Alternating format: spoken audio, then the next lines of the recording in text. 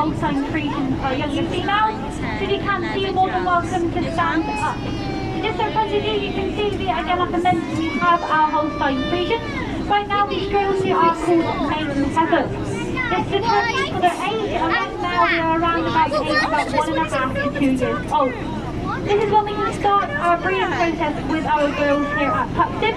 The reason why we do this is because they are a milk production farm. So they need to continue the milk milk. And by this, we have produced by them having a calf. Then because we have a little bit, just because they could be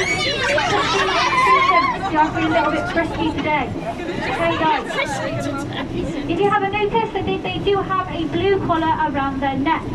This is really important because this is basically their ID tag. A bit like if you have a pet or dog at home, we have a microchip. Well, this is the same thing.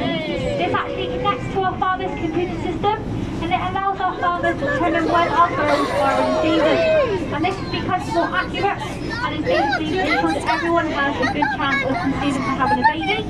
So we do not get a buzzer to serve our females because this isn't accurate, and our farmers will not be able to tell which girls are pregnant and which ones aren't. So what they do instead is they use the term called artificial insemination.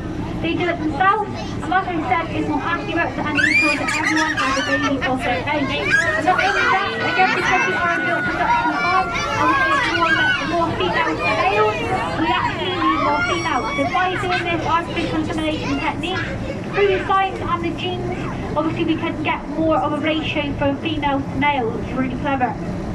Okay guys, I'm going to take you in now into our calf rearing barn and show you some of our newest additions.